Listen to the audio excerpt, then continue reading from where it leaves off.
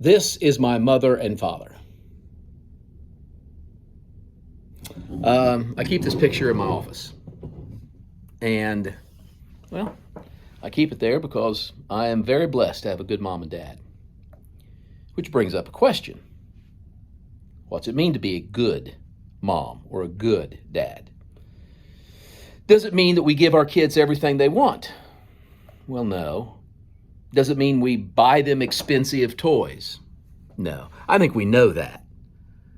Well, then what is a good parent, a good mom, or a good dad? I would have to say that good parents could be defined by their ability to create a quasi-realistic environment that reflects real life. In other words, you don't get your kids everything they want because when they're living the rest of their life apart from you, life doesn't give them everything they want. So what we are, I guess, responsible for as parents is to create the kind of environment that reflects as closely as possible what our children will experience in the real world. That means that when you do bad, there are bad consequences. When you do good, there are rewards. And as closely as possible in a controlled environment, we try to make those consequences not deadly. We try to make those rewards not, overly special because, one of the things that I think kids today have to deal with and realize, especially when they leave mom and dad and they're 19, 20, 21, 22 years old, they're in college. And today, we need safe spaces for kids. And I think one of the reasons why is because they were not adequately prepared for life in the home. And you know what that means? It means that I had to learn, I'm not all that special. My mom and dad raised us to just know that, we're just human. And so we were never considered the most wonderful, the most anything. It wasn't like mom and dad posted pictures of us on Facebook with the headline, perfection. It's kind of funny when I think about it. But one thing mom and dad did do, and I think this is what made them good parents. Mom and dad, what did they do for us? They taught us about life. And one of the things that they prepared us for is how to prosper and build wealth. My mom and dad weren't wealthy by most definitions of wealth. What they did for my brothers and my sister is they taught us the value of money, how to spend money, how to save money, how to invest money. And those lessons probably, in my mind at least, I didn't even know that they were teaching me.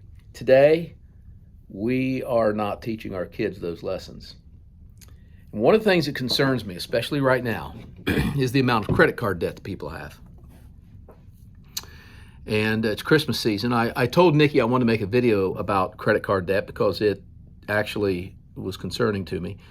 She said, Mark, you may be a little bit late on that. It's 2 weeks to Christmas. Should have done this 2 months ago, Mark. Well, that's probably right. But here's what I want to say, and I just say this from a father's heart, is that your kids aren't going to remember this Christmas because you bought them more junk than last year. All right?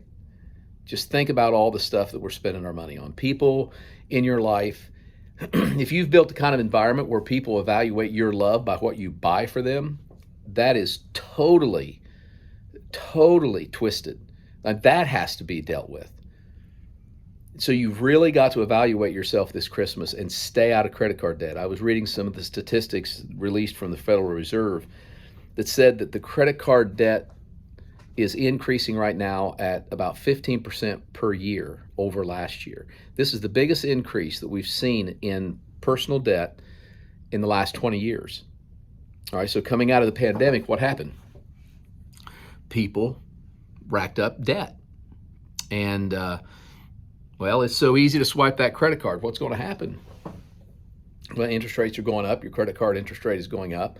People are not going to be able to afford those credit cards. You're not going to make your payment. If you're making a minimum payment, it's going to take you 15 years to pay it off if you never use it again. So, yeah, what will happen is that there's going to be people renege on those debts, and then their credit score is going to go down. Then they're not going to be able to buy cars. They're not going to be able to get a mortgage if it was a legitimate kind of debt that they need to incur because their credit scores are going to go down. Listen, there's nothing good about overspending, nothing. And a lot of people shouldn't have credit cards because they can't resist the urge to swipe the card and then just think, I'll pay this later. If you have a credit card, there's no reason not to use those cards. I use them all the time. I pay every card off at the end of the month. And I keep a running tally in my head. I know what I can afford and what I can't afford. And thank God, because these people right here, old school, my mom and dad, they were raised in the Depression. So they were born and raised in the Depression. They graduated from school in the 40s, all right? And thank God for mom and dad because they taught us some of these values. How to live under your means, not within the means, but under your means. So you have more than what you need to survive because it's that more that you're able to invest and make it grow. And these are just things I took for granted that people knew, that parents taught their kids.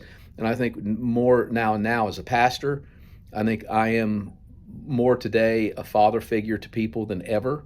And part of being a father figure is, getting your kids together and saying, look, quit spending on your credit card. You've got to stop that. All right. There's a lot more to be said about this subject, but I'm just saying right now we're trending upward with consumer debt. Not good. Let's make sure we're not overspending ourselves.